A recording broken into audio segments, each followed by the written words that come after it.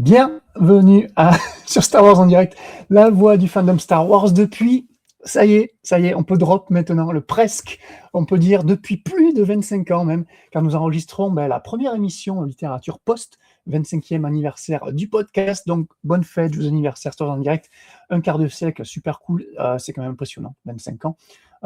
Émission littérature aujourd'hui pour changer.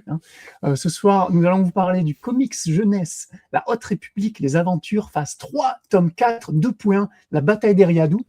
Voilà. Petit Rien que ça. rallonge. Voilà. Et voilà, vous l'avez entendu, pour m'accompagner, on ne sera pas tout seul. Notre senpai et ami Francis nous a abandonnés sur cette série-là. On vous expliquera ça un peu plus tard. Mais pour le remplacer, nous avons Philippe ce soir. Salut Philippe, comment vas-tu Philippe? Salut à toutes et à tous, je n'aurai pas la prétention de remplacer Francis, mais en tout cas je vais te seconder dans cette critique de ce comics à rallonge. Oui. Le titre à rallonge, on verra, est-ce que le comics est aussi en rallonge? Je crois que ça relie un petit peu la vie de Francis. On vous lira la vie de Francis qui nous a posté quand même un petit message. Il a envie quand même de donner son avis sur ce titre qu'il adore, et on se rappelle. On vous conseille de réécouter les émissions précédentes, les tomes précédents. En tout cas, en attendant, nous allons saluer quand même, comme à l'habitude, voilà, je mets le petit logo, notre partenaire sur les émissions littérature, donc Star Wars Littérature Québec, un super groupe de fans de littérature Star Wars qui officie sur il y a Facebook et Instagram pour sûr, mais je crois qu'ils sont aussi sur YouTube et Spotify, parce que, comme nous, ils font aussi des podcasts. Ils font pas mal de podcasts. Là, dernièrement, si j'ai bien vu un petit peu leur post, ils ont fait une critique du roman Legend Étoile Noire de Michael Reeves et Steve Perry. Je ne sais pas si toi tu l'avais lu à l'époque. Alors j'en ai entendu parler, je ne l'ai pas lu par contre, mais il paraît que c'est un bon roman. Donc. Ouais, c'est vrai que c'est ce qu'ils en disent en tout cas. Ils donnent vraiment envie. Moi, pareil, j'ai jamais lu ce roman-là. Donc pourquoi pas aller les écouter donc sur YouTube et Spotify. Et ce qui est cool aussi sur leur mur Facebook, si on peut encore appeler ça un mur Facebook, ils postent aussi des anniversaires des auteurs Star Wars, et la coïncidence veut qu'on enregistre 2 jours après l'anniversaire de l'auteur du comics de ce soir, donc Daniel Roseholder. Voilà, qui a fêté qui est plus younger que ça, contrairement à ton sous-titre, du coup. Exactement, tu l'as chopé, t'as chopé la petite blague, donc il est un an older, évidemment, 46 ans. Bon anniversaire à lui. Avant de se lancer dans la critique, un petit WhatsApp, Philippe. Petit WhatsApp très rapide, simplement, voilà. Je monte parce que j'ai eu la chance d'avoir Noël et mon anniversaire il n'y a pas longtemps, donc j'ai monté du Lego, voilà, et j'attends, puisque j'ai des gentilshommes qui m'ont commandé le Lego Smart Play, en fait, Star Wars, donc le set avec le A-Wing et la bataille dans la salle du trône de l'empereur, et je crois qu'on vous fera peut-être une émission là-dessus. Voilà. J'en dis pas plus, mais ça a montré du Lego. Ils sont déjà en précommande, donc les ouais, ils sont en précommande, et je crois que c'est parti assez vite d'ailleurs. D'accord. Donc toi, t'es intéressé. On dira si ça vaut le coup ou pas. Voilà. On a hâte de savoir. Et c'est drôle parce que le WhatsApp, ça sera aussi du Lego, mais alors moi, du plus petit Lego. Alors déjà, super sympa le logo Lego Star Wars. Il est trop bien, il est trop beau. Ouais. Alors moi, j'ai vu des avis vraiment divers et variés sur la toile. Il y en a qui se plaignaient un petit peu du manque de voilà, c'est vraiment juste le logo sans rien. Et il y en a qui ont fait des mocks justement avec des scénettes des différents films entre les Star Wars. Je t'enverrai le lien, c'est super sympa.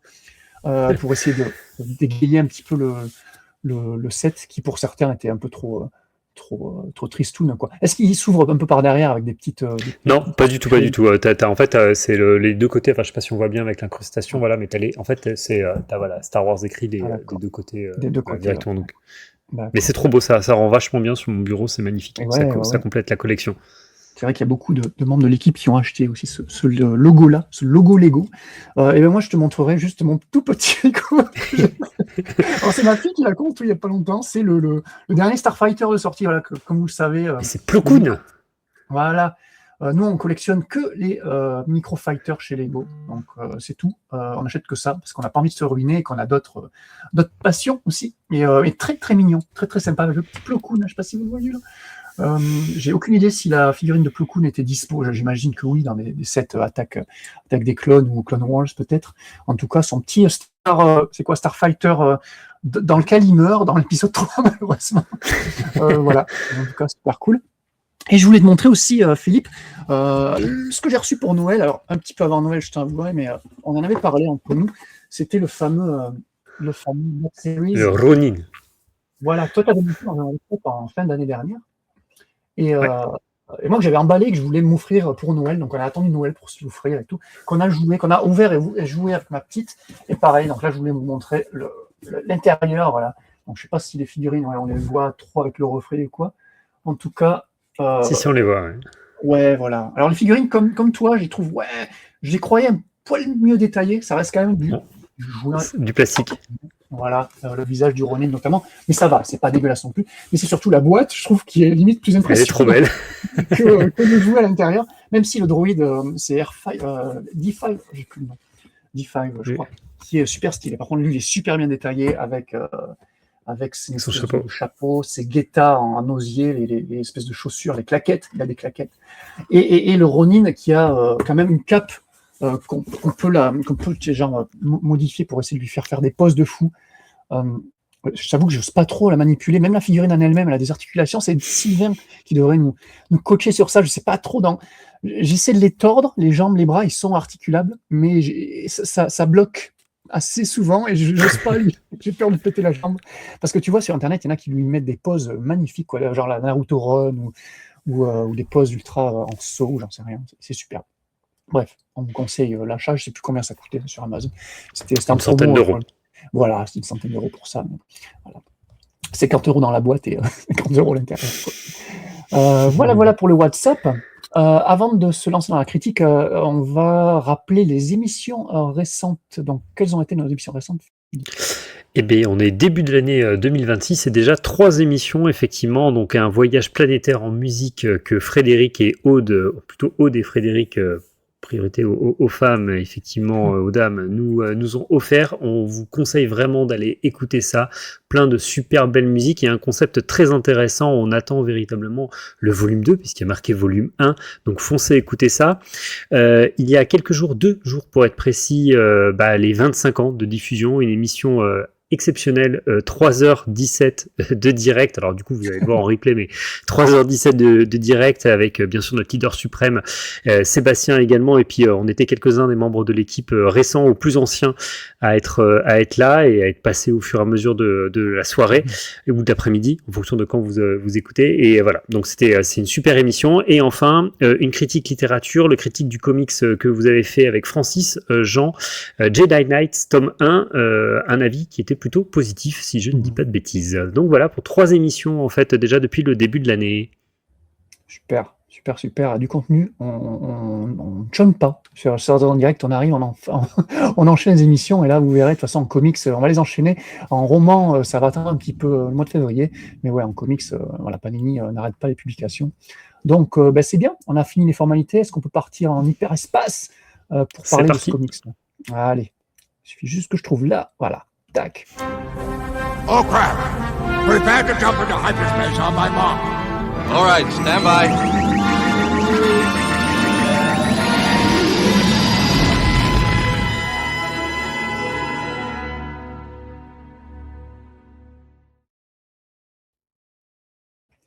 Voilà, on va mettre la petite miniature, réalisée par notre cher Elser, toujours magnifique, ces miniatures, elles pètent vraiment, quoi. C'est magnifique, j'adore.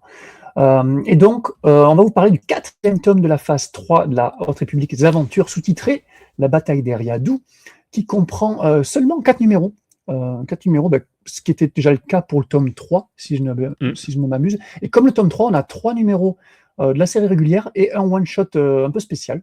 Donc là, on a les numéros 14 à 16 de la série, et donc le one-shot La bataille d'Eriadou, publié en numéro en VO chez Dark Horse Comics de janvier à avril 2025, et le one-shot, c'est marrant parce que le one-shot il se déroule chronologiquement après le numéro 16, donc ça faisait sens de le mettre un peu là, quoi. Même si pour la phase 3, on le verra, la série Les Aventures en comics, c'est un peu un bordel de publications pour s'y retrouver. Il y a des tonnes de one-shots qu'ils auraient pu, avec Francis, on disait à chaque fois, ils auraient peut-être pu les regrouper, ou les numéroter en fait. Numéroter comme des numéros normaux, parce que c'était pas vraiment nécessaire de faire des one-shots. Enfin bref, ça c'est l'édition chez Dark Horse. Tome sorti en VF chez Panini le 21 janvier 2026, au prix de 16 € pour un 104 pages, le même jour que d'ailleurs le tome 1 de Jedi Knight que tu présentais plus haut. Et donc, nous sommes chronologiquement en 228 BBY durant la phase 3, on l'a dit. Fin de phase 3 même, hein, on se rapproche de la conclusion. Et justement, il faut savoir que il nous restera que 2 tomes à chroniquer de cette série-là. Un numéro spécial one-shot qui s'appelle Crash Zone en VO, qui s'appelle Une situation désespérée en VF, si je me rappelle, qui sortira en février, donc très vite. Et très vite aussi, le tome 5 qui conclura la série Les Aventures sortira en mars. Voilà. Donc, fini les aventures, donc au plus grand bonheur de notre ami Francis. De Francis. Voilà. Donc, niveau spec, on va continuer avec les auteurs. Donc, on a toujours à la barre. Donc, hop, on met la petite image de Daniel Rosé Holder, voilà, qui est malgré tout le seul à la barre de cette série depuis la phase 1. Le numéro 1 de la phase 1 depuis 2021, c'est lui. Hein. Donc, on peut aimer ou pas cet auteur. En tout cas, chapeau d'avoir tenu sa série. C'est vraiment un petit exploit quand même. Il avait fait quoi avant? Bon, il avait fait quelques nouvelles dans From a Certain Point of View. Il a fait surtout le roman Last Shot avant la Haute République, le Baroud d'honneur. Je ne sais pas si toi tu avais lu Baroud d'honneur Si. à l'époque. Ouais. Et tu l'aimais pas? Je trouve pas trop mal, quoi, mais sans plus, ouais, effectivement. Ouais, sans plus. Ben, sans plus, j'ai préféré ces romans jeunesse de la Haute République. Voilà, très belle transition. Juste après, en plus de cette série de comics, il a fait le jeunesse Escape from Valo, Sauvetage sur Valo en français, qu'on avait plutôt bien aimé, celui-là par contre. C'était plutôt cool. Moi j'aime bien les personnages, c'est lui qui les a créés, Tep Tep, Kildo, Ram et voilà, tout ça. exactement. Donc, ouais. Carrément. Là, on pourra en reparler aussi de ces personnages-là. Bah oui, on en parlait. Parce qu'il y a des liens, il fait des liens entre ses œuvres. Et il a fait aussi dans quelques tomes de manga Un équilibre fragile, donc Edge of Balance, dont on va vous reparler très bientôt également. Ensuite, on passe à Alyssa Wong. Alors, Alyssa Wong, c'est elle qui a scénarisé le one-shot, le petit one-shot qui s'appelle La bataille des Riadou, tout simplement. Et, attends, si je retrouve mes notes. Alyssa Wong, qu'on connaît évidemment parce que c'est elle qui a tenu, pareil, 40 numéros de la série Dr. Aphra 2020. Et à part ça, elle n'a pas fait grand-chose. Alors tu me diras, c'est quand même 40 numéros, c'est donc peut-être 3-4 ans. Quoi. Voilà, tous les mois, quoi. Donc chapeau. Surtout que c'est une série moi, que j'avais adorée, donc, qui était peut-être un peu en deçà de la première Aphra, mais Aphra 2016, mais bon, c'était quand même sympa.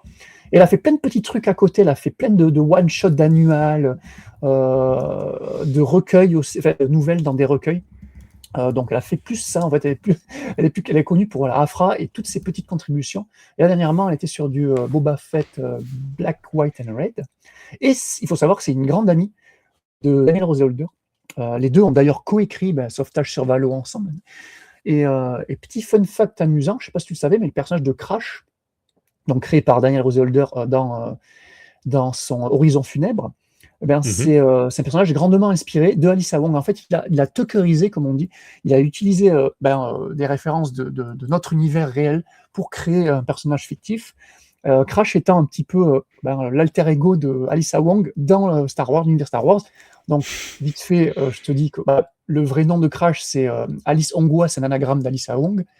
Et Crash, c'est le pseudo de Alyssa Wong sur les réseaux sociaux. Crash Wong, ça s'appelle. Okay. Donc c'est rigolo. Il s'aime bien, donc, voilà, et donc j'imagine que Holder a dû l'inviter sur sa série pour faire ce petit one shot. Je crois que ça allait jusqu'au même au job de Crash, qui est chef d'une espèce de groupuscule, enfin de sécurité, quoi, de milice en fait, de sécurité. Voilà. Mais ça, c'était une idée de Alyssa Wong aussi, qui en fait, c'est Holder qui lui avait demandé si tu avais un personnage dans Star Wars, quel métier tu voudrais qu'elle fasse, quelle couleur de cheveux tu voudrais qu'elle ait. C'est pour ça qu'elle a les cheveux roses également. C'est parce qu'Alyssa Wong lui avait suggéré toutes ces idées-là, donc c'est rigolo, quoi. Et le fait qu'elle soit aussi asiatique comme Alyssa Wong. Bref, c'est rigolo. En plus de ces deux scénaristes, nous avons donc les dessinateurs. Donc nous avons Harvey Tolibao ici. Donc lui qu'on connaît bien maintenant, c'est lui qui est quasiment sur la plus grande partie, on va dire, la grande majorité des numéros de la série Les Aventures. Lui, dans Star Wars, à part ça, il a fait que ça, mais il était dans du Legends. Est-ce que tu as lu les comics KOTOR de l'époque? Ah oui, à l'époque, oui, d'accord. Voilà. Donc il a fait un peu de comics KOTOR, je ne dirais pas le nom de la série, parce qu'il y a plusieurs séries de comics KOTOR. Il était sur une d'entre elles. En plus de Harvey Tolibao, nous avons Tony Bruno, voilà, le second dessinateur attitré de cette série-là, qui officiait surtout sur la phase 2. En tout cas, c'est là qu'on l'avait découvert. Et donc, il continue sur la phase 3 à seconder Harvey Tolibao. Là, nous avons un numéro de Tolibao et 2 numéros de Bruno. Voilà. Et le troisième, enfin le quatrième numéro, le one-shot. Elsa Romboli. Voilà, Elisa Romboli, qui est elle qu'on avait déjà vue sur juste un petit remplacement. Voilà, Elisa, sur 2 numéros du tome 1 de la phase 3 de la Haute République des Aventures. Donc voilà, qu'on retrouve ici. On parlera d'elle aussi un peu plus tard. Et pour finir, et après je te laisse un peu parler, les couvertures, les couvertures, c'est toujours, bon, on en parlera, on vous les montrera plus tard, mais c'est toujours Harvey Tolibao et son frère Kevin Tolibao qui font les couvertures, qui sont encore une fois, moi je les mind blow à chaque fois, j'adore ces couvertures, sauf pour celle du one-shot de Alice Wong, qui est faite par Jake Bartok, comme ça qu'on dit, alors Bartok, pas la chauve-souris de Anastasia, vous vous rappelez, mais ça c'est plus pareil. Voilà, ref. T'as vu Ah oui. Bartok le magnifique, on se rappelle. C'est ça. Mais en tout cas, ces dessins sont magnifiques. Je sais pas si c'est lui qui a fait les covers, les illustrations des Audible exclusives là, dont les 2 Starlight qui sont disponibles en français là, récemment, Seeds of Starlight et Hunting Starlight qu'on avait parlé en WhatsApp. Donc avec un style très jeunesse, très enfantin justement, c'est super cool. J'aime bien ce style-là. Et donc voilà, donc pour les specs, je crois qu'on est bon, bam bam bam, les covers, nanana. Donc voilà, on va passer à avis rapide, sans trop spoiler. D'abord, Philippe, qu'est-ce que tu as pensé de ce podcast ? Peut-être que je te lise, on lit pas le résumé Eh oui, exactement. De l'éditeur. J'ai zappé ça dans mes notes, effectivement. Vas-y, commence par ça. Ok, donc le synopsis, la bataille d'Eriadou a commencé. Le chevalier Jedi Farzala Tarabal et ses compagnons Jedi, Lula, Zin, Séverin Tarkin ou encore Cohort, partent à l'assaut de la cité de Brifrang.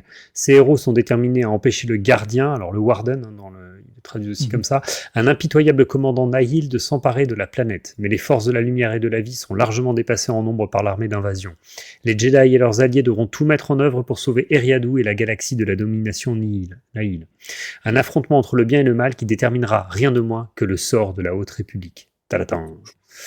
Ok. Ben écoute, je te réitère la question. Qu'est-ce que tu as pensé de ce petit comic ? Alors, comment dire ? Je vais pas essayer de répéter ce que va dire Francis, parce que voilà, je vais le comparer au tome 4, qui est le premier que j'ai commenté avec vous. J'aimais bien la série. J'ai bien aimé le tome 4 qu'on a commenté ensemble parce qu'il y avait des personnages dedans qui me plaisaient bien, notamment Gavi en fait, qui est vachement plus mis en scène dans ce tome 4. J'avais moins bien aimé le one shot, si je dis pas de bêtises, c'était le mariage, c'est ça? Le special wedding là, le mariage spécial. Le wedding spectaculaire, on s'appelle. Le wedding spectaculaire, ouais, merci. Ouais. Voilà, j'avais moins aimé ça, mais j'avais aimé quand même globalement ce qui se déroulait dans le tome 4 parce qu'il y avait beaucoup d'humour, il y avait un fil conducteur quand même, et en fait, tout ce qu'on ne va pas retrouver dans ce tome 5 et dans les numéros, tome 4. on va dire. Excuse-moi, c'est le tome 3, avec le wedding. Tome 3, pardon, et dans ce tome 4, excuse-moi, désolé, ouais, je reprends. Donc effectivement, on va pas retrouver dans ce tome 4 ce qui faisait pour moi la force du tome 3, à savoir des personnages attachants, de l'humour, de l'action, et finalement ce que je m'attendais à trouver dans un comics. Là, j'ai trouvé que, en fait, l'histoire, c'est censé nous mettre en scène la bataille d'Eriadou, effectivement. Donc, les Jedi, ils partent à l'assaut de la cité de Brifrang. En fait, ils la défendent contre les Nahil qui attaquent. On a le gardien qui est en orbite, en fait, ou en tout cas dans le ciel et qui veut tout bombarder, tout casser. Mais en fait, il n'y a aucun sens à la bataille. C'est-à-dire que il n'y a pas de début, il n'y a pas de fin. Et surtout, en fait, on ne comprend pas ce que les personnages font. En fait, j'ai l'impression qu'ils agissent en fait n'importe comment. Il n'y a pas de structuration en fait avec un plan de bataille bien précis, une stratégie en fait pour aller défendre la ville ou pour aller en fait s'attaquer aux méchants. J'ai l'impression que ça part dans tous les sens. Et alors, il y a des beaux moments d'action, il y a des trucs sympas en fait en termes d'action et de mise en scène. T'as des combats en plus à d'autres créatures, il y a des combats sur des vaisseaux, en fait, il y a un peu de tout. En fait, on a l'impression qu'on coche des cases de ce que pourrait être une bataille à pied, donc terrestre, dans les airs. Sur l'eau aussi, si je me souviens bien. Donc en fait, on a tout coché, mais par contre, en fait, sans donner véritablement de corps et de sens au scénario. Et finalement, en fait, quand on lit le numéro spécial La bataille d'Eriadou, Là, par contre, je trouvais que c'était vraiment sympa. On a de l'humour, mais on retrouve Gavi. On a de l'émotion, notamment avec la relation avec Drigit. On retrouve des personnages qu'on connaît bien. Je crois qu'il y a Tep Tep, Kildo qui sont mentionnés. On fait mention aussi de Ram. Et en fait, quand on retrouve tout de suite ces personnages qui sont peut-être plus prégnants dans la Haute République, dans la phase 3, bah, en fait, ça va mieux. Et il y a du scénar, et c'est plus intéressant. Voilà. Pour vite fait sur le dessin, moi, j'ai pas du tout accroché au style de Tolibao et de Tony Bruno, mais je crois que je l'avais déjà dit la dernière fois. Aucun des deux. Bah en fait, alors je trouve que Tony Bruno s'en sort peut-être mieux que Tolibao, mais enfin. J'aime pas les visages, je trouve que c'est assez pauvre en fait sur les quand on a des gros plans. Et puis en fait il y a un truc, c'est que je lis sur iPad en fait, et si tu veux, je trouve que ça fait ressortir vraiment les défauts en fait. Autant ça peut magnifier certaines planches quand on a vraiment des belles planches très bien dessinées, autant par contre quand les planches sont un peu vides, où tu sais que tu as des gros plans sur les cases, notamment où on voit les visages. Ça pêche un peu. Par contre, j'ai beaucoup aimé Elisa Romboli. J'ai trouvé que là, pour le coup, c'était vraiment un niveau au-dessus en fait. C'était vraiment un niveau au-dessus dans le dessin, dans l'animation en fait des scènes d'action. Il y a des planches qui sont vraiment très belles. Le trait, il est en même temps très comics, mais détaillé aussi, ce qu'on n'a pas forcément chez Tolibao et chez Tony Bruno. Donc voilà, en fait, heureusement, je vais un peu spoil ce que dit Francis, mais je suis assez d'accord avec lui. Heureusement qu'ils ont mis en fait le numéro spécial à la fin, parce que sinon effectivement je me serais dit oh là, je trouve qu'il y a un gap entre le tome 3 et le tome 4 quoi, en termes de qualité. Voilà. Et pour le scénario, là je rebondis un peu ce que tu disais, tu voudrais dire que le scénario d'Alyssa Wong est plus clair et intéressant que celui de Daniel Wilder? Alors, plus clair, j'en sais rien, mais en fait, il m'a plus pris parce que j'ai trouvé que finalement, ça tournait pas. En fait, c'est un événement pendant la bataille, quoi, si tu veux. On va en parler après, mais c'est un événement pendant la bataille et il se passe un truc pendant la bataille entre plusieurs personnages. Et voilà, en fait, c'est juste l'histoire dans l'histoire, mais au moins, il se passe un truc, en fait. Alyssa Wong, même dans ses autres œuvres, elle est bonne pour procréer les émotions. Moi, je trouve que c'est des œuvres à chaque fois qui me foutent un petit peu, qui me font des nœuds dans l'estomac, parce que tu ressens quelque chose, quoi. C'est exactement ça. Il y a un truc qui se passe que t'as pas. En fait, moi, je vais te dire, Farzala Tarabal, en fait, je m'en suis, mais je m'en fiche du début à la fin, quoi. Mais c'est vrai que c'est lui qui est plus. Mais il se passe des trucs, en fait, tu te dis, ouais, ok, ouais, d'accord, super. Mais je suis d'accord avec toi sur Farzala, parce que Farzala, depuis le début de cette série-là, depuis le numéro 1, je m'en fous en fait de ce personnage. Farzala, mais même Kort, hein, même les autres, en fait, voilà. Moi, je suis vraiment focus sur Zin et Lula, donc c'est pour ça. Moi, j'adore cette série pour Zin et Lula. Et le reste, j'avoue que oui, et Bucket, Blood, qui est sympa, qui est pas là. Mais voilà, ça va rejoindre un petit peu ma critique. Alors, je vais pas être aussi critique que vous deux. Encore une fois, pour pas spoiler, voilà, je pense que vous aurez compris un peu la vie de Francis, mais on a hâte que tu nous le dises. Mais en fait, ça va répéter, parce qu'en fait, c'est les mêmes critiques que j'avais dit, et les mêmes qualités, si j'arrive encore à en trouver, pour les tomes précédents. En fait, vous prenez l'émission tome 3, tome 2, tome 1, ça va être un peu les mêmes, que ce soit scénario et dessin. Le truc qui m'a plu, c'est qu'on reste dans le Holderverse. Encore plus ici, on a vraiment tous les personnages du Holderverse, si on peut appeler ça comme ça. On a donc le groupe principal, donc on a dit Zin, Lula, Kort, Farzala. Mais on a aussi le duo de Trails of Shadow, là, je sais pas les titres en français, la piste des ombres, qui sont là, mais en petit caméo. On a la team de Crash, on l'a dit, Crash avec, donc ça c'est la team de son roman Horizon Funèbre. On a la team de pirates de la phase 2, de Sav Malagan, tu vois, avec Dexter, Jexter, tout ça, mais c'est pareil, c'est des petits caméos, mais c'est quand même des liens, ça reste des caméos, mais ça reste des liens entre différentes œuvres de la Haute République, et moi, c'est ce que j'adore, je le répète à chaque fois, mais c'est ultra gratifiant quand tu lis tous les romans jeunesse, les comics jeunesse, tout, de revoir des personnages que tu as vus ci, là. Moi, j'adore vraiment ça, quoi. Et là, il fait relativement bien. C'est comme dans Smash Bros Ultimate, tu vois. Ils sont tous là. En fait, ça coche des cases, ce que je te dis. Ça coche des cases, en fait. Voilà, ça, c'est une case qui a été vraiment cochée, qui me fait plaisir quand même. Même, oui, tu le disais, dans Gavi, tout ça, c'est donc le roman Escape from Valo, dont il reprend des personnages. Il y a Drigit. Alors, moi, je dis Drigit, je sais pas si Drigit, ouais, c'est plus Drigit, Double G. J'ai plus dans les jeux du un G, 2 G, je sais plus. Voilà. Ces petits personnages un peu très secondaires, voire tertiaires, mais qui me plaisaient bien dans ces romans-là. Donc les revoir là, ça fait plaisir.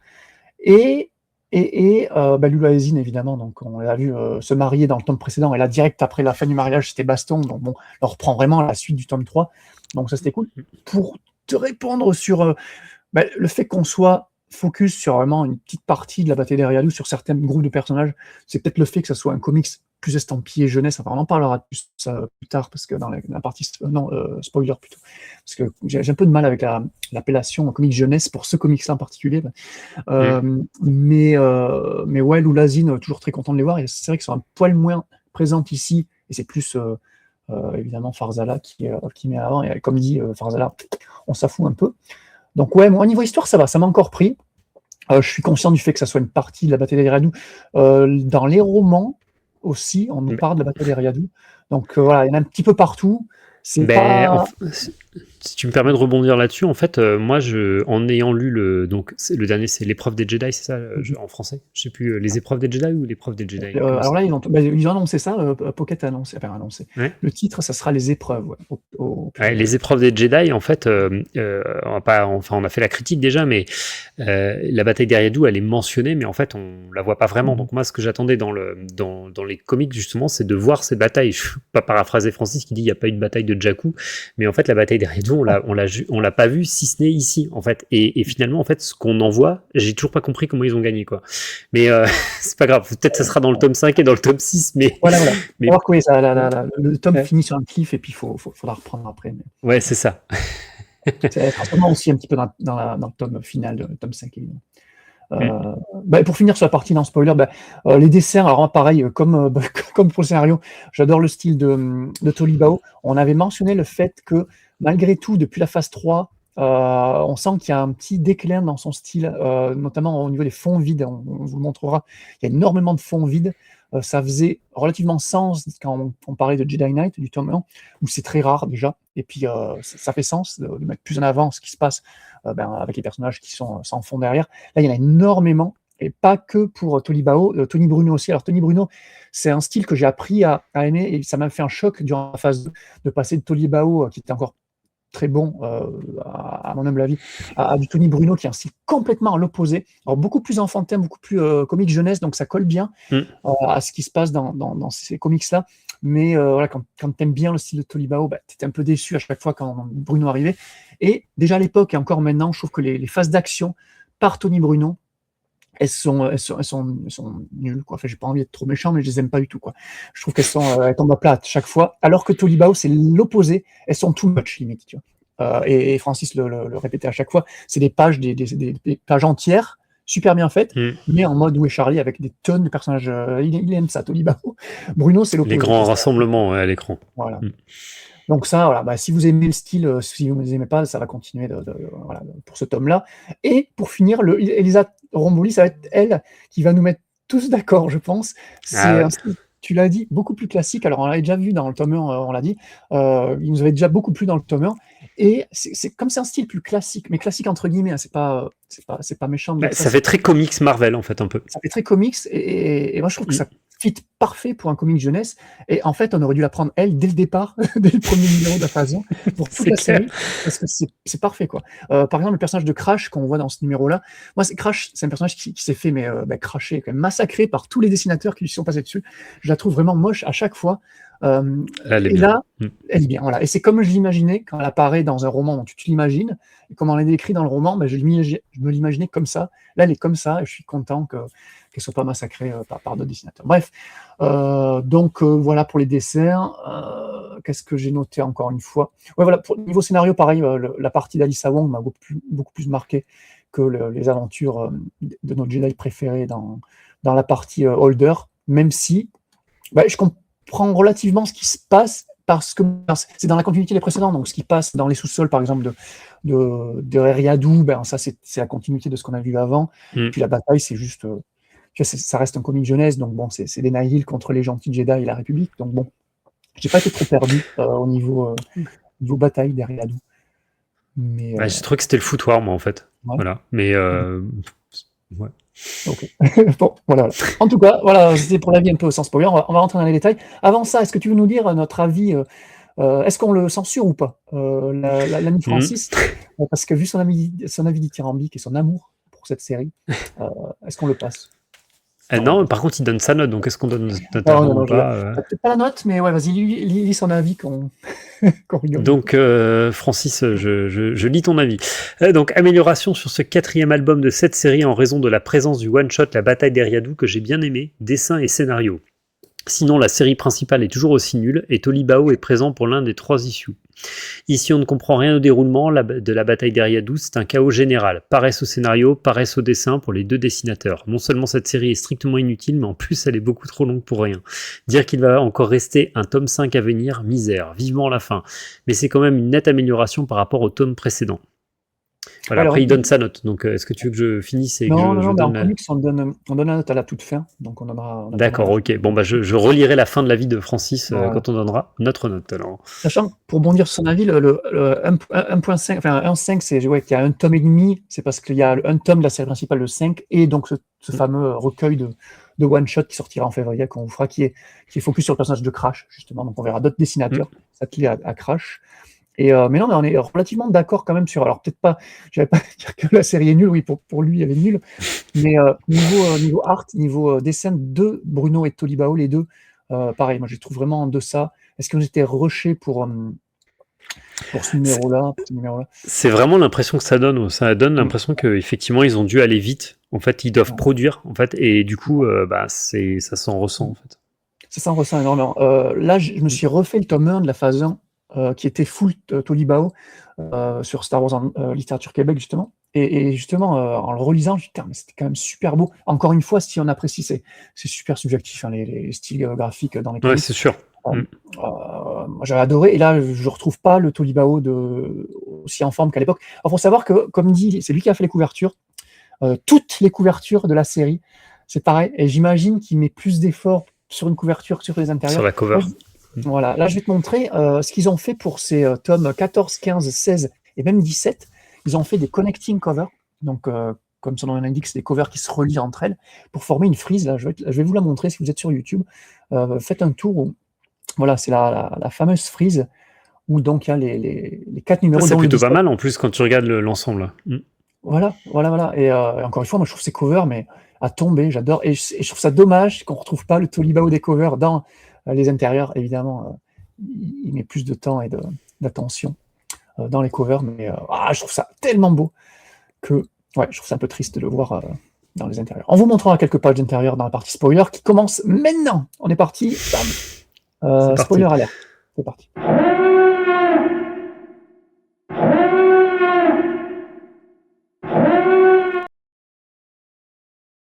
Allez, on va vous lire un petit résumé spoiler qui va vous raconter un petit peu l'histoire de la bataille d'Eriadou. Encore une fois, Philippe, feel free to jump in anytime. Oui, ne t'inquiète pas, je te dirai si tu es trop dithyrambique. Ouais. Alors, on essaie d'être quand même neutre dans les résumés, même si effectivement ça pourrait s'en ressemble. Ouais, c'est vrai que c'est souvent qu'on n'aime pas qu'on essaie de mettre des petites pitiés. Mais quand tu me diras. Comme dit, donc on est en plein phase 3, la Haute République, donc bataille d'Eriadou, planète située dans la zone d'occlusion Nihil. Donc les Nihil vont rentrer en conflit avec la République, les Jedi, mais aussi les forces indépendantes d'Eriadou, un peu l'armée d'Eriadou, si tu veux. On le rappelle, la bataille commençait juste après le mariage de Zin et Lula, qui s'appelle maintenant Zin et Lula Mrala Talisola, donc elles ont gardé les deux noms composés, donc sympa. Et donc le Warden, tu disais, le gardien, qui envoie ses forces Nihil sur Eriadou. On mentionne vite fait dans le scroll du début, donc le Blight, le Fléau, le Mark-Onro, les Nameless, tout ça, c'est nommé, mais on n'en traite pas du tout dans ce numéro-là. Hein. C'est vraiment d'autres groupes, d'autres récits dans d'autres œuvres d'autres républiques. Ici, donc on commence le tome en pleine baston Nihil. On suit surtout Lula, Zin, Farzala et Savran Tarkin aussi, qui est un peu la leader du clan Tarkin, qui a repris les rênes du clan Tarkin dans les tomes précédents. On a un petit flashback du gardien, encore tout jeune. C'est intéressant, tu vois, de voir un petit peu d'où il vient. Donc on voit qu'il était sous les ordres de la Générale Viss, qu'il est toujours sous les ordres de la Générale Viss. Mais voilà, la Générale Viss qu'il a un peu recruté comme ça, et lui, il a monté les échelons jusqu'à devenir un big name des Nihil. Donc voilà, c'est sympa. Il est un peu deg que Viss ne soit pas là pour l'aider à assaillir Eriadou d'ailleurs. Il a le clan cependant il a le support cependant du clan d'Elvarlus, qui est le seul clan dirigeant Eriadou, un des 5 clans d'Eriadu, à s'être rallié aux Nahil, les 4 autres, dont les Tarkin, défendant la planète. Eux, ils font la révolte. Voilà, c'est intéressant. C'est vrai que c'est dommage qu'il n'y a pas d'accent mis sur ça, tu vois, le côté politique, géopolitique au niveau d'Eriadu. C'était intéressant dans les temps précédents. Là, effectivement, on en a un peu moins, quelques miettes comme ça. Et donc Séverin Tarkin, on a dit, qui est devenue grande amie de Zin et Lula. Donc, grosse baston. Et donc, on a les héros cités plus haut qui les aident dans la baston. Donc, on a Yaddle aussi. C'est vrai qu'il y a Yaddle qui est là. Il y a Kort, Zint, Kantam, Emel Sin Tarkin, qui est la cousine de Séverin. On a Gavi, tu l'as dit, du roman Sauvetage Fond de Ballot, Sav Malagan et ses pirates, l'espèce d'alien Scissor Punch avec ses pinces de crabe. Là. On a le coup de crash avec Roux, le fameux Jedi qui était, on pensait que c'était un Jedi Nihil à un moment, mais voilà, donc, qui s'est rallié avec la team de Crash. On a même donc le duo, on l'a dit, Emmerich Camphor et Sian Holt de la série La Piste des Ombres. Tout le monde est là, on l'a dit. Ah, mais, de toute façon, ils sont tous là, donc en fait, tous ceux qui sont pas dans le roman, en fait. Voilà, et c'est dommage qu'on va se focus donc du coup sur Farzana. C'est ça. Lui qui a des doutes en début de numéro, donc on le suit vraiment lui, et qui à la fin du numéro va reprendre confiance en lui et va un peu mener le groupe au combat, en fait. Tu vois. Donc il va voir, Kort va être blessé pendant l'attaque, ça va un peu le motiver, donc il va mener le groupe à l'assaut. C'est là que tu parlais de la partie sur l'eau, il est espèce de pilote, une espèce de bateau. Ouais, c'est ça. On est au sol, comme dans les cieux, tu le disais aussi, d'Eriadu. Au sol, les Nahil chevauchent des noms, Bogarant, ça s'appelle, une espèce d'énorme bestiole en mode Mumakil de The Lord of the Rings, là, c'est quand même pas mal. Farzala et Sav et ses pirates vont tenter de les arrêter, donc ils vont chevaucher ça, donc baston sur les Bogarant. Et là, il y a maître Sinubé. Alors Sinubé, c'est l'ancien maître de Sav Malagan, et c'est un Jedi qu'on a vu souvent dans les épisodes de The Clone Wars, notamment à l'époque de The Clone Wars, et qu'on a vu récemment mort, momifié en quelque sorte dans la série Obi-Wan. Je sais pas si ça dit quelque chose. Je me souviens plus de ça, tu vois. Si, je me rappelle la série, mais je me rappelle plus de ce détail-là. Ouais, t'as un passage où t'as Obi-Wan infiltré l'Inquisitorius, donc et il arrivait dans cette salle avec des cocons où t'avais les Jedi qui étaient morts, mais genre conservés en tant que momies. Et il y avait un focus sur ce Jedi-là, donc Maître Sinubé. Il faut que je me la refasse. Ouais. D'accord. Ouais, voilà. Donc là, il est là, mais en mode badass, quoi, parce qu'il va jumper de vaisseau en vaisseau dans les airs pour tout défoncer. Là, on va prendre un petit détail. Alors, c'est un personnage qui s'appelle Jacoby Snell. C'est un petit personnage tertiaire, mais qui est censé bosser pour un outpost de la République sur Eriadu. Et en fait, c'est devenu un traître. C'est lui qui fournit les infos aux gardiens. Après, on découvre que le gardien lui a forcé la main en kidnappant sa grand-mère. Donc, effectivement, il n'y a pas trop de choix. Super. Et dans les sous-sols de la planète, on disait qu'il y a Yaddle et d'autres Jedi qui tentent de stabiliser le noyau du réacteur qui alimente les deux villes, donc Eriadu City et Brifang. Et donc ça, c'était un truc qu'on voyait déjà dans les tomes précédents. Donc là, on a un peu la conclusion de ça. Donc le bombardement de la planète par les Nahil ont fracturé en quelque sorte le noyau. Et si le noyau est détruit, ça peut signifier l'annihilation des deux grandes villes, les plus grandes villes de la planète. Donc, et là, Zint, on se rappelle, c'est la petite padawan, un petit peu comme Kort, qui a cette espèce de casque, là, de crâne, qui est une padawan, même pas une padawan, une youngling, même presque, je crois, qui va aider à régler le problème. Sur la planète, on a Séverin Tarkin, qui annonce qu'une flotte de renforts Nahil va arriver, dirigée par le général Viss. Ça y est, Viss entre dans la bataille. Il veut bombarder la planète, ce que le gardien accueille avec joie, même si il a encore des forces sur la planète, mais lui s'en fout un peu. C'est un petit peu comme dans The Rising Storm, tu sais, où les Nahil vont bombarder leur. Ils balancent tout, ouais. Voilà. La baston continue au sol avec Zin et Lula, qui vont s'allier même au tonton Tarkin. On a le retour du tonton Tarkin, qui était un peu le méchant dans les temps précédents. Très fier d'Eriadu, qui voulait pas, mais qui quand même, qui est anti-Nahil aussi, donc il voulait juste pas s'allier à la République aux Jedi, tu vois, il voulait faire cavalier seul avec son armée sur Eriadu. Là, il n'a pas le choix que de s'allier aux Jedi, donc baston. Et malheureusement, sous les fronts, les Nahil vont prendre le dessus. Mais à la fin du numéro 16, on a un Deus Ex Machina. Les renforts de la République arrivent. Le Stormwall vient d'être détruit. Et voilà. Donc la série régulière finit un petit peu comme ça. Les gentils sont rassurés par l'arrivée des renforts, mais le gardien est en mode exterminateur et veut vraiment tout détruire. Voilà. Donc, cliffhanger. Et on finit donc par ce petit numéro one-shot, la bataille d'Eriadu. Focus, là, tu le disais, sur un petit groupe en particulier, donc Gavi Voilà, Gavi Takitaken, comme il s'appelle. J'adore son nom de famille. Takitaken. Donc, on l'a dit, héros de sauvetage sur Valo. Donc, en pleine bataille, lui est en train de protéger les civils face au Nihil. Il est avec le groupe de Crash. Donc, on a Svino, l'espèce de chanteuse là, qui est la copine de Crash. On a Roux, on l'a dit. Et du côté Nihil, on se focus sur Drigit Ars, donc qui n'est autre que la meilleure amie de Gavi dans le roman. Les deux persos étaient... Ils ont grandi ensemble et tout. Voilà, ils ont grandi ensemble, c'est vraiment des amis d'enfance. Mais elle a rejoint les Nihil à la fin du roman et a monté les rangs jusqu'à devenir la protégée et même la lieutenant du gardien. Mais lui est encore très attaché à son ami d'enfance, donc il lui fait tellement confiance qu'il veut la ramener du côté clair, si tu veux, même si elle n'est pas Jedi du tout. Mais elle est dans une situation assez particulière vu qu'elle est la seconde du gardien. Le gardien lui fait énormément confiance, tu vois, jusqu'à lui laisser la tâche de mener à bien l'assaut aérien, carrément. Mais voilà, Gavi... Le bombardement, quoi. Voilà, de diriger le bombardement et tout. Mais voilà, Gavi la recentre, la force de la retrouver, accompagné de Ru, et ils vont aller dans une espèce de, comment on appelle ça, une espèce d'outpost Nihil sur la planète, qui a été investigué par les Nihil. Là, baston, alors c'est sympa, pareil, le découpage de ce numéro est très intéressant parce qu'on va pages sur Gavi, des pages sur Drigit. Et puis, en fait, on alterne le point de vue des deux personnages. Ouais, c'est ça, c'est super sympa. Ça. On avait déjà eu ça sur le tome 1, des aventures avec Zine X, si vous vous rappelez, dans le tome 1, ça remonte, où tu avais des parallèles, une page l'un, une page l'autre, pour qu'à la fin, on se rende compte qu'elles rejoignent les Jedi, Krix, les Nihil. Là, c'est un peu la même chose, mais là, justement, ils vont se rejoindre sur une page pleine qu'on va vous montrer, qui est magnifique. Donc Gavi est ravie, elle, Drigit, elle a les larmes aux yeux, donc de retrouver son amie, c'est quand même sympa, mais elle lui dit non, mais il faut que tu te barres et tout. Elle a fait tout ça pour justement protéger, entre guillemets, ses amis, et lui, elle pensait que Gavi restait sur Valo et éviter les batailles. Voilà. Donc le fait de la retrouver là, c'est quand même une surprise pour elle. Bref, le gardien va lancer ses éviscérators pour détruire Eriadou. Donc les éviscérators, là, c'est des espèce de fourreuse, là. Voilà. Mais voilà, heureusement, Drigit, je ne saurais pas le dire, les ont modifiés. Brigitte les avait modifiés en plaçant un détonateur sur chacun d'entre eux. Donc, elle va faire exploser tous ces vaisseaux Nihil pour sauver la ville. Le gardien, évidemment, est furiax. C'est là qu'il réalise qu'elle était une espionne elle était une gentille, entre guillemets, si tu veux. Oui, qu'elle a retourné sa veste, en fait. Voilà, elle a retourné sa veste complètement. Parce que c'est vrai c'était ambigu. Moi, dans le roman Sauvetage sur Valo, je ne savais pas. J'étais, mais attends, c'est une des meilleures amies d'un Jedi. Pourquoi rejoindre les Nihil? C'était ambigu. On ne savait pas trop si elle était vraiment à fond Nihil. Elle faisait des trucs qui faisaient très, très. Ouais, bon, elle est à fond avec eux.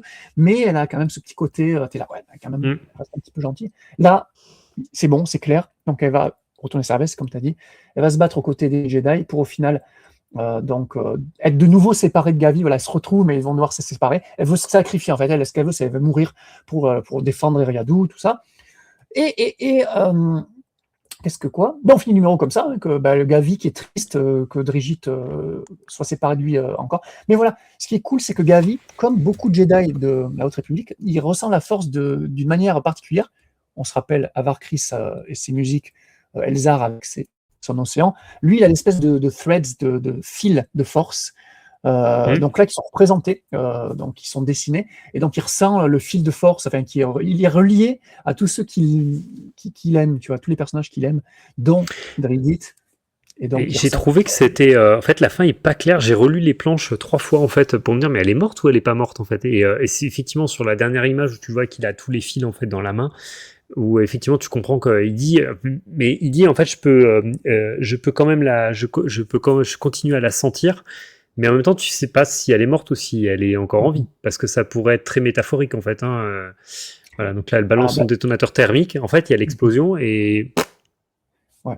Voilà. Mais moi, techniquement, dans ma compréhension de sa capacité là, si le thread est coupé, c'est que la personne est morte. Donc là, qu'elle est morte, voilà. Donc là, le thread, on le voit, est encore sur le bras de Drigit. Et donc lui, il a le sourire, il est content. Donc pour moi, il la ressent encore. Donc pour moi, elle n'est toujours pas morte. On le verra dans le tome 5, si elle est encore là ou pas. Teasing. Mais non, pour moi, elle est avec son Majora masque. Voilà, qui est excellent. Hein. Ouais, vraiment, je trouve son masque Nihil c'est vraiment stylé, quoi. Majora masque. Donc, ouais. Donc, est-ce que tu as des détails sur... on va montrer quelques planches là pour les auditeurs. Non, mais t'as résumé, t'as bien résumé. Finalement, il y a plus à dire sur le one-shot que sur le reste. Je vais peut-être passer hyper vite sur les 3 tomes, mais il n'y a pas grand-chose à dire en fait. Enfin, tu l'as dit, baston, sauvetage du noyau, et voilà. Voilà. Bah écoutez, moi j'avais envie de représenter, on a un petit quart d'heure là pour représenter un petit peu ce qu'on disait sur Tolibao et Bruno, qui malheureusement ont un peu diminué leur style, que je trouve un petit peu en deçà des tomes précédents, notamment au niveau des fonds. Voilà, là on commence avec le premier numéro, donc par Tolibao. Alors oui, c'est un flashback de Farzan, encore une fois, mais voilà, bon, c'est quand on arrive dans la baston. Voilà, on déplaise à Francis, voilà, c'est le mot Charlie. Bah, tu vois, moi je trouve pas ça très beau là en fait, hein. Mais ouais. Ça va. Ouais, je te rejoindrai au niveau des visages, et encore là, je trouve que ça va. C'est vrai qu'il a un style vraiment particulier, Tolibao. C'est thème que tu détestes, quoi. Mais là, je crois, là, sur cette page-là, en tout cas, je trouve que ça va encore. Il y a d'autres pages où c'est vrai que c'est un petit peu limite. Quoi. Après, c'est dommage, voilà, ces pages entières sont quand même pas trop mal. C'est assez dynamique, l'action, tu la ressens, quoi. C'est vraiment au niveau des gros plans. Mais peut-être Romboli à côté qu'on puisse comparer quand même, parce que. Voilà. Mais c'est vrai, effectivement, comme tu voyais Vis, voilà, là on voit Vis par Tolibao. C'est vrai que c'est pas la Vis de Anendito dans le comics de Kevin Scott, effectivement. Donc ouais, si tu voulais comparer, je me retire du Tolibao. Qui c'est qui avait dessiné The Blade? The Blade, bonne question. C'était Charles Soule au scénar. Ouais. Mais c'était qui était. On recherchera ça. Là, là je triche. Hein. Là, j'essaie de vendre ma paroisse avec du Tolibao, encore une fois. Donc, c'est pareil. C'est sympa, mais voilà, niveau fond, on n'est pas là, quoi. On n'est pas là. L'appareil du fond, c'est du fond blanc rosé. Alors, tu dis, oui, c'est une baston, mais c'est en ville. Donc, tu dois avoir des bâtiments, quoi. Donc, un peu déçu, là. Tu vois, c'est que du fond rosé, quoi. Alors, oui, t'es fumé Nahil, ok. On pourrait justifier ça comme ça. Mais ça reste un petit peu décevant. Ah là, il y a une magnifique double page de Tolibao, là, sur l'eau, justement, où tu as les gentils d'un côté et les méchants de l'autre. Mais tu vois, moi, c'est vraiment pas ma came, quoi. Ah ouais, t'accroches pas. Les figurines de Warhammer à droite et les gentils à gauche. Ça. Ah ouais, ça fait très baston. Ouais.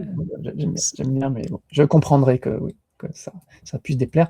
Et à côté de ça, on a du Tony Bruno, donc on enchaîne avec les fameux Murmakil version Star Wars.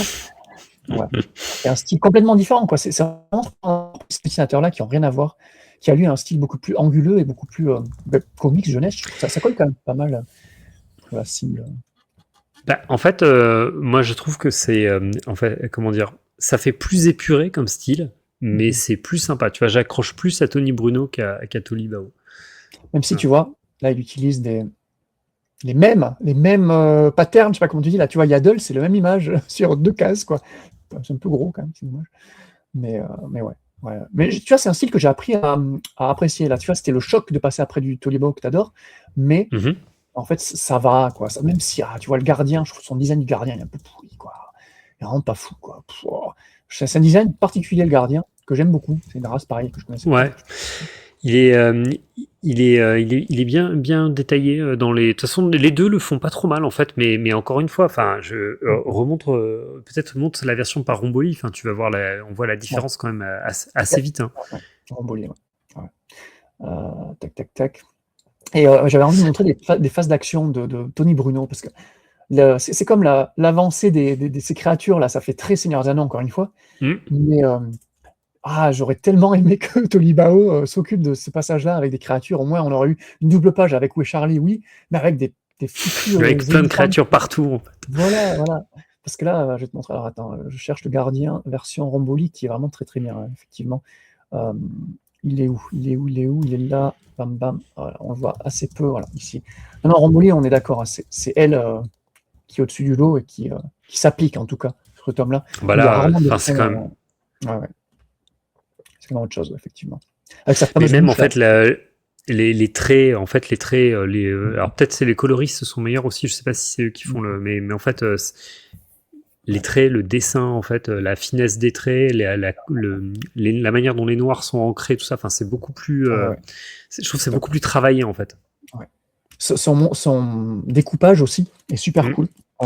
La phase d'action où Brigitte, en fait, elle saute, tu sais, on la voit faire une sorte de retournée, en fait, tu la vois, elle est colorée normalement, puis après on voit le mouvement, en fait, qui se dessine. Pareil, très très joli, il y a des belles planches quand elle se retourne aussi pour prendre le détonateur thermique, enfin ou qui sont la planche où ils sont face à face, celle-là. Je trouve vraiment très belle, quoi. Ouais, j'adore vraiment. C'est là qu'on parlait du côté émotion de l'histoire de Wong. C'est vraiment fou, quoi, parce que t'as Brigitte qui a ses larmes aux yeux, t'as Gavi qui est là. Il s'attendait pas à se retrouver là comme ça, tu vois, et c'est puissant. Avec pareil, c'est court, mais le coup des cases rouges pour l'un, bleu pour l'autre. Non, c'est vraiment une super page, là, vraiment Ramboli, super. Et très dynamique en phase d'action, effectivement. J'avais envie de montrer la phase d'action de Bruno sur la fameuse attaque du mec Sinubé. Et donc, c'est dommage parce que tu t'imagines cette attaque-là, tu dis, oh là là, ça va péter, le gars il va sauter de driller en driller, et il le fait, mais non. D'un plat, c'est tellement triste, quoi. Ça ressort pas, en fait. Voilà, c'est ça. Tiens. Pourtant, ces pages pleines sont pas mal. Il y a quelques pages pleines de Bruno aussi. Elles sont pas mal. Tu as des beaux panoramas de la ville à un moment, mais je sais pas, je ressens pas le truc, quoi. Donc, là, en 2 pages, c'est plié, quoi. En 2 pages, c'est plié, bam bam, et voilà, c'est fini. Et t'es là, putain, mais ça aurait été un espèce de plan séquence, je sais pas comment t'appelais ça en comics, comme une espèce de découpage. Maintenant, un découpage, en fait, où peut-être où tu suis, en fait, l'action. Ouais, c'est dommage, mais bon, c'est comme ça, comme on a dit, ils ont peut-être été pris par le temps, je sais pas. J'essaie de trouver une page où, t'as quand même des bonnes pages pleines. Ah oui, aussi, ce cliffhanger, là, c'est plus le scénario de Holder, là. C'est la fin numéro 15, c'est une espèce de cliffhanger à Farazala, toujours, qui essaie de voir une espèce de figure dans la fumée. Tu commences le numéro 16, j'avais oublié ça. Et en fait, c'est un rocher, c'est un mur, quoi. T'es là, mais c'est quoi ce cliffhanger tout pourri? On est loin des Cavan Scott. Là, arrêtez. Allez, un cliffhanger qui casse pas des briques, quoi. La preuve. Exactement. Mais quelle déception. Mais c'est quoi ce truc, quoi? C'est nul. C'est quoi? On est dans un royaume, là, ou quoi? Bref. C'est un peu décevant, effectivement. Donc, bon. Voilà. Je sais pas si tu avais d'autres trucs à... Non, je pense qu'on a dit l'essentiel, là. Ouais. Moi, je suis parti dans mes notes, j'avais d'autres trucs. Le fameux créature, là, c'était... comment on s'appelle ça? Les Bogarantes, là. Voilà, c'est une créature créée par... ça vient pas du Legend ou quoi, c'était créé par Holder dès le numéro 1 de la phase 1 de... Non, c'est peut-être pas le numéro 1, mais les premiers tomes de la phase 1, en tout cas, où tu voyais les Nihil, les chevauchés dans une espèce d'arène, dans le Gaze électrique notamment, où ils jouaient à des jeux d'arène, où tu en avais un qui chevauchait le truc, qui devait courser un autre, qui se faisait bouffer au final. C'est le jeu quand même bien bizarre. Là, je me souviens bien de ça.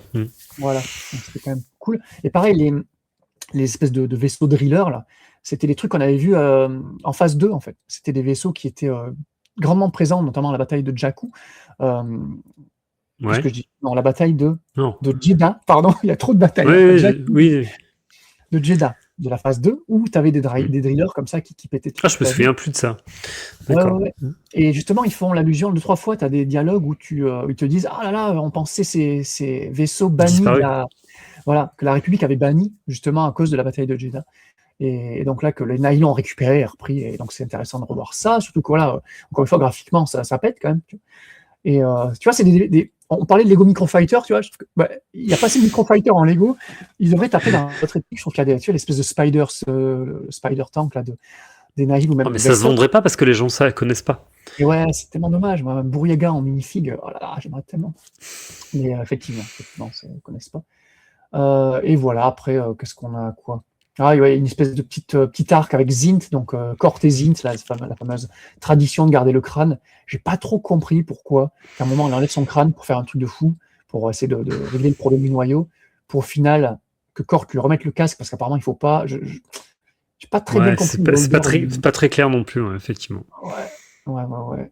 Donc, voilà, moi c'est tout. Et voilà, je voulais juste mentionner vite fait le fait que on parle. Enfin, moi, c'est vrai que j'ai tendance à dire comics jeunesse pour les aventures, mais en faisant des recherches, tu t'as pas, en fait, pour les comics, t'as pas vraiment de catégorisation comme les romans adultes, young adulte, jeunesse. Là, c'est vraiment catégorisé par maison d'édition. T'as Marvel et Dark Horse, et les comics Dark Horse, sous-titrés les aventures, qui reprenaient un petit peu IDW avec les aventures, ça a jamais été catégorisé comme jeunesse, mais comme tout âge. Et tout âge, Donc tu te dis, donc les Marvel ne le sont pas. Donc les Marvel sont quand même pour une audience plus adulte, alors que les Marvel peuvent être très bien lus par les jeux plus jeunes, quoi. Enfin, les deux maisons peuvent être lues par les deux. Ça dépend lesquels, encore une fois. Hein. Voilà, et moi je trouve que justement les comics d'Holder sont très chargés en phylactère. Il y a énormément de trucs à lire, c'est hallucinant. Voilà, justement, un peu moins dans celui-là quand même. Hein. J'ai trouvé que... peut-être pas autant que dans les précédents. T'as plus d'action en fait que dans le tome précédent. Ouais. Mais ouais, là je te demande qu'il y avait quoi. Il y avait une page qui m'avait choqué où il y avait des phylactères en pagaille, je sais plus. C'est celle-là. Là. Alors, numéro, tout le tome, tu feuillettes un peu et puis t'as ça, et je me suis dit, pour des plus jeunes, oui, c'est des bulles, tu vois, mais là, ça fait beaucoup, tu vois, c'est des grosses bulles avec pas mal de textes, pas mal d'infos, et je me dis, il n'y a aucun jeune public n'a tout lu, n'a lu tous les jeunesses romans. Donc, est-ce que c'est nécessaire de continuer à appeler ça des comics jeunesse? Il faudrait peut-être dropper le nom, je sais pas.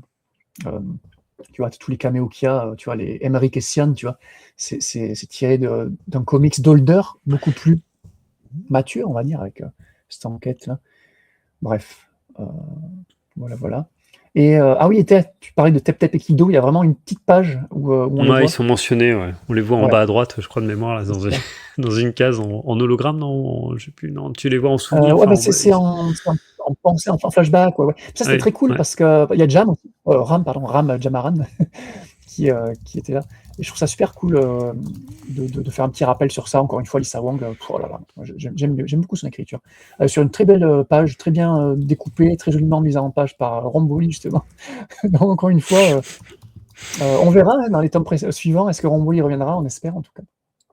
Et voilà. Donc, c'était un peu le tour des notes. Ouais, elle mérite, hein. Franchement, elle mériterait. Hein. Ouais, encore une fois, hein. T'imagines les aventures, tout le run avec... l'écriture d'Holder, mais au moins ses dessins à elle, ça aurait été top. Et alors pour les variantes cover, donc variantes cover, il n'y en a pas des masses. C'est marrant, c'est une série qui n'a pas eu des tonnes de variantes cover. Je me demande si ça se vend énormément, même en VO, en floppy. Je ne vais pas penser ça, justement, à cause du fait qu'il y a deux variantes. Mais ce qui est cool en VO, alors je ne sais pas si le TPB VF chez Panini présentera ça. Donc on a les fameuses variantes cover, mais on a aussi des sketchbook, ils appellent ça. Des petits sketchs. Oui, c'est sympa ça, j'ai bien aimé. Tout à la fin, effectivement, tu as le carnet de dessin en fait, où tu vois les traits. Voilà, ça. En fait, ça c'est super classe. Mais tu comprends pas comment tu peux passer de ça à ce que tu as dans le comics après. Là, tu dis, c'est appliqué, il a pris le temps. En plus, c'est ultra détaillé. Un Tolibao, c'est ça, c'est ultra détaillé normalement. Et ici, dans les intérieurs de ces numéros-là, de son numéro-là, c'était poil décevant. Mais c'est cool de mettre ce genre de trucs. C'est cool que Panini les mette aussi. Bref, on verra ça lors de la sortie. VF. Donc voilà, on a à peu près fait le tour. Donc avis mitigé. Toi et Francis, plutôt pas glop. Tu veux que je donne la note de Francis peut-être? Voilà, vas-y, commence par la note de Francis et puis la tienne. Et puis... Alors je lis exactement les 3 phrases qu'a écrites Francis quand même. Il a dit que c'était quand même une nette amélioration par rapport au tome précédent auquel j'avais donné un 4 sur 20. Cette fois, grâce au one-shot inséré, on double ce score à 8 sur 20. Rien que pour ça, de 4 à 8, c'est quand même une amélioration. Merci, c'est 100% plus. Hein. Et merci Romboli. C'est vraiment amélioration. Et toi, Philippe, quelle note j'ai mis 14, c'est ça? Ou combien j'avais mis 14, je pense. J'avais mis 12. Bon, mais là, moi, je vais mettre 10. 9, allez, 9. Pas la moyenne. Franchement, honnêtement, ouais. Non, mais vraiment, je mets 9 aussi grâce au one-shot de la fin. Ah oui. Donc sans lui... grâce à Lisa Wong et à Elisa Romboli. Okay. Moi, je ne vais pas être original, mais on avait mis 15 au tome précédent, parce qu'encore une fois, je sais pas, moi, j'aime bien, j'ai une façon de passer pour moi, mais j'aime bien ces aventures-là. On avait mis 14 au tome 2, 16 au tome 1. En fait, j'ai regardé toutes les notes de sa série des aventures depuis la phase 1, et en fait, à part le tome 1 de la phase 1 que j'avais adoré, et que j'adore toujours autant, avec un bon 17, après, ça joue entre 14 et 16, et là, je vais mettre pareil, moins bon que le tome précédent, parce que les deux, là, Bruno et Tolibao, on le répète, m'ont déçu, mais je reste quand même, bizarrement, là, s'il a levé les yeux, je reste quand même avec un 15, quoi, 15 sur 20. Ouais, voilà, donc... en tout cas, moi j'ai hâte de faire les critiques du hors-série là sur Crash et du tome 5 qui conclura, donc on rappelle la série. Non, mais ça se trouve, en plus, ça va être intéressant. Après, s'il n'y a pas de. Enfin, tu vois, ça dépend. C'est juste que là, ce tome-là, en fait, voilà, moi, j'ai pas accroché du tout, en fait, à ce qui se passe. En fait, en gros, pour être très direct, je m'en foutais, quoi. Ouais. Voilà. Non, tu as lu ça sans vraiment d'intérêt. C'est dommage de ne pas avoir mis sur. C'est des sommes de 4 numéros, là, je sais pas. 4 numéros pour le tome 3, 4 numéros pour le tome 4. Je sais pas combien de numéros au tome 5. Mais pourquoi ne pas avoir regroupé ça? On a vu Jedi Knight, c'est 5 numéros et demi, quoi. C'est quand même plus sympa, quoi, d'avoir plus de contenu. T'as de la matière, ouais. Voilà. Mais de toute façon, on vous le Enfin, dira ça fait vite, 110 pages quand même, là. Hein. T'as 110 pages. Hein. Ouais, c'est vrai, ouais. 104. Alors, sur le site Panini, c'est 104. Ah, donc, à mon avis, c'est peut-être sans les bonus. Donc, ouais. Moi, j'en ai 110 en version numérique, effectivement, sur la boutique Kindle. Donc, tu vois. Ouais. Donc, peut-être. Ouais. Mais en tout cas, ouais, donc, on vous critiquera donc, le tome hors série en février, le tome 5 en mars. Ça va se finir très vite. Hein. De toute façon, le dernier roman qui conclurait la Haute République sort en avril chez Pocket. Donc, voilà. Mars-avril, on finira la Haute République, la phase 3. Et donc, voilà, on en a fini pour cette émission d'aujourd'hui. Je crois qu'on a tout dit. Ouais. En émission, en prochaines émissions, alors en littérature, on peut vous dire déjà qu'on a dans les bacs une émission manga qui critiquera les derniers tomes sortis d'Un équilibre fragile. Donc le 4e tome est sorti, je crois, ce jour même, ou le 21, je crois, c'est le 21 janvier aussi. C'est demain, je crois, comme demain, le lendemain de l'enregistrement, comme Young Jedi Adventure. Ouais, comme ce tome-là. Donc on vous critiquera tome 3, 4 et Prémonition, parce qu'on attendait la conclusion de cette série pour faire un packing de critiques des mangas, comme on fait à l'habitude pour les mangas. Et en comics, là, ce qui viendra, Crash Zone, donc encore une fois, j'ai oublié le titre en français, mais donc le hors-série Les Aventures, encore une fois, on vous en reparlera très vite, ainsi que les adaptations comics de Ahsoka saison 2, ou non, pas encore, Ahsoka, deuxième partie de la saison 1, et l'épisode 9, qui a enfin eu une adaptation comics, 6 ans après la sortie du film, qu'on regroupera aussi. On aime bien regrouper les adaptations séries et films en une émission, donc ça c'est ce qui vous attend. Et en roman, c'est quoi le prochain roman de prévu en février? Donc c'est le roman Outlaws. Ah oui, c'est ça, sur le jeu vidéo d'Ubisoft, sur Jedi. Ouais. Ça sort quand en février? Le Red Moon, quelque chose. Oula, mi-février, 18 février, si je ne dis pas de bêtises, un truc comme ça. Ok, sur le droïde, c'est ça, sur le binôme entre le droïde. Sur le droïde, exactement. Donc voilà, c'est ce qui vous attendra sur Star Wars en direct, littérature. En attendant, on vous remercie. On vous remercie de nous avoir écoutés jusque-là, si vous êtes restés jusque-là. Je ne sais pas si cet épisode aura beaucoup de vues, mais en tout cas, merci à vous. Merci aussi de nous laisser des notes et commentaires sur tous nos réseaux sociaux et plateformes. Là, voilà, ils sont là. On est partout. On est sur tous les réseaux sociaux modernes et actuels. Donc, laissez-nous des commentaires. Rejoignez le Discord de Star Wars en direct si ce n'est pas déjà fait, si vous voulez discuter avec nous plus directement de ce tome-là et de plein d'autres sujets. Sur YouTube, la petite cloche, abonnez-vous. Apparemment, d'après ce que disait encore Dany lors de l'émission 25e anniversaire, on est plus de la moitié de viewers qui ne sont pas encore abonnés. Donc abonnez-vous, c'est gratuit, la petite cloche, le petit pouce pour vous tenir au courant de tout ce qui sort sur Star Wars en direct. Pas que littérature, hein, vous inquiétez pas. On a une émission WhatsApp aussi qui est en préparation, ou plutôt quoi de neuf Star Wars, là, avec toutes les dernières news, là, notamment la grosse news là, qui est tombée récemment. On va vous parler de ça très vite aussi. Et voilà, donc merci à toi Philippe de m'avoir accompagné cette fois. Avec plaisir.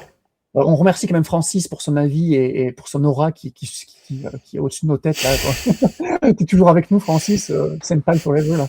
Donc on pense beaucoup à toi. Passez aussi sur la boutique Redbubble si vous avez quelques deniers à dépenser. Il y a le super design réalisé par notre leader suprême Francis. Dany. Et voilà, donc merci encore une fois à tous. Bravo et bonne fête à Star Wars en direct. Et que la force soit avec vous. Bye bye. Bye bye.